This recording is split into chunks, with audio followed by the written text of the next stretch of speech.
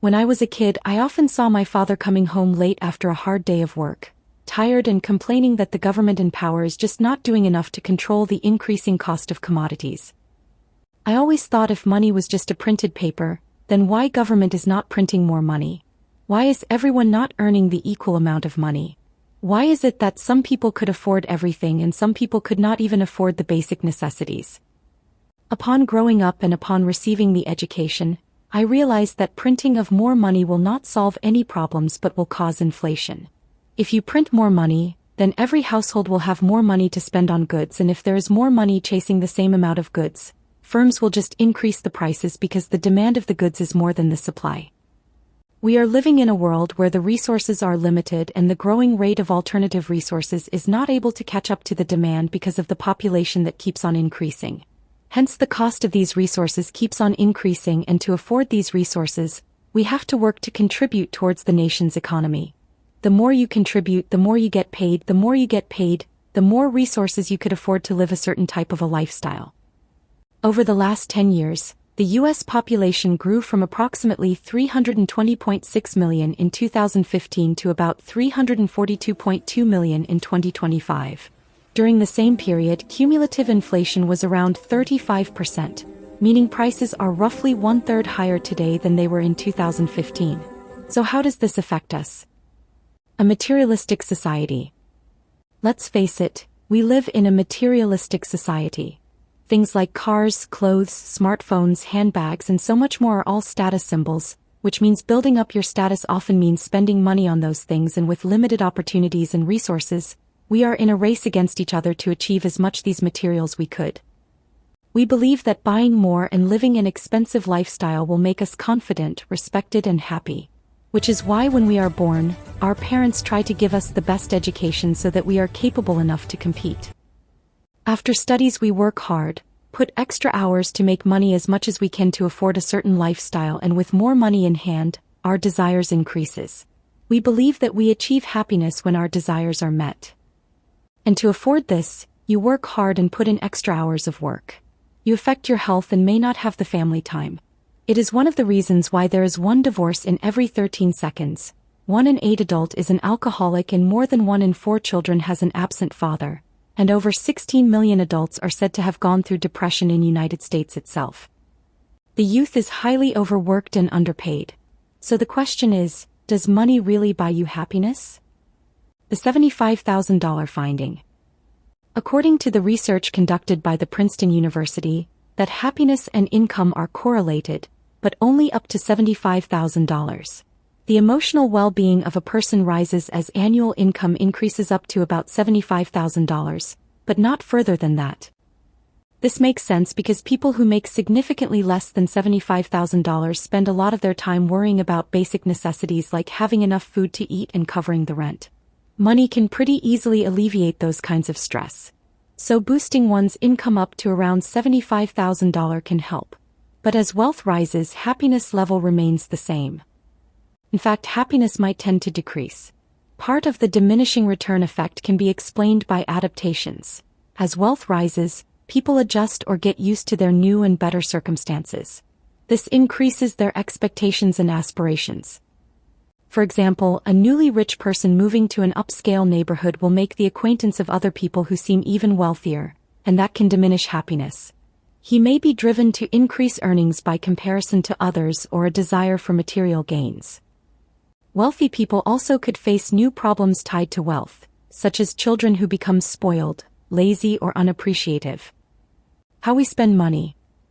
Now we know that money can make us happier after our basic needs are met. But one of the biggest questions is how to allocate our money, which is, for most of us, a limited resource.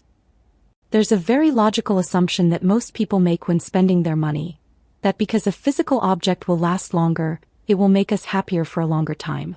But the truth is, often when we buy that new pair of shoes or new car, we regret our purchases because we feel we may have made the wrong choice, or that we have spent too extravagantly, or something better will be available in the future.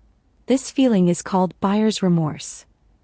The reason for this is that when we buy objects, they are easily interchangeable with other objects. We get a brand new car, but there's a new model out within the next 6 months. Material things tend to eventually become outdated or broken.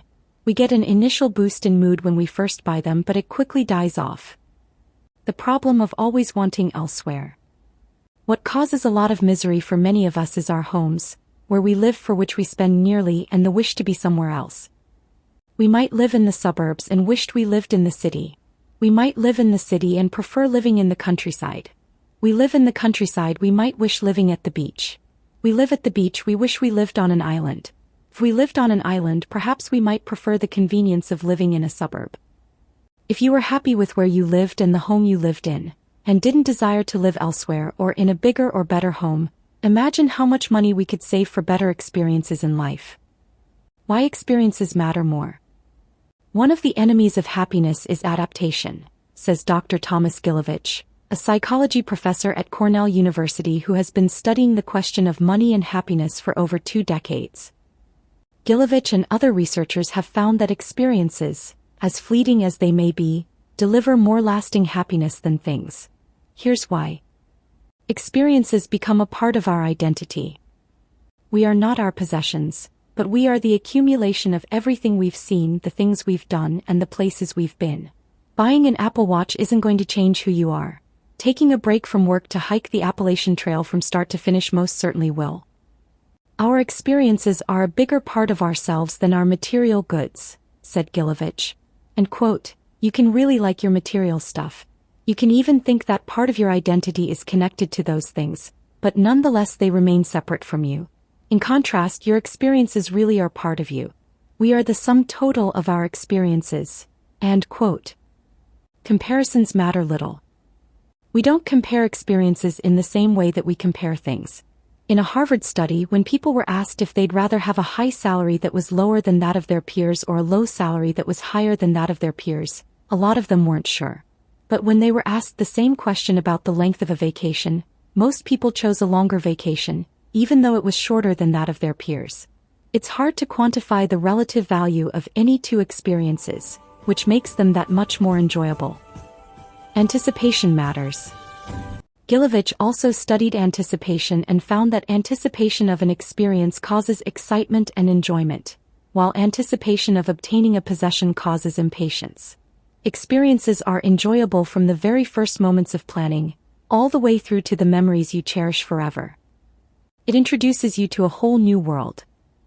Unlike stuff, experiences introduce you to new perspectives, life lessons, and the importance of gratitude. Take traveling, for example.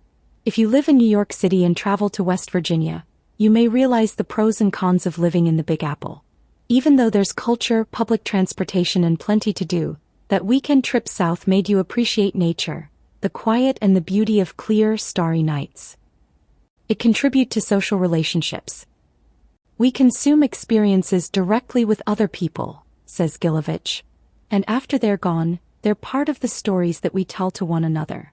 That seems like a more in-depth and interesting conversation than discussing your cars, gadgets, wardrobe, or even your boss souvenirs, right? They are more memorable.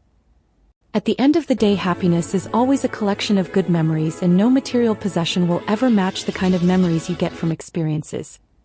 The real secret. So, stop investing in materialistic possessions and start investing in memories, because only that way you will be happy, healthy, and loved. And that way you will celebrate life with all of your friends and family at your favorite place. Thanks for reading. If you enjoyed this post, please like and share it with your friends and subscribe for more insights.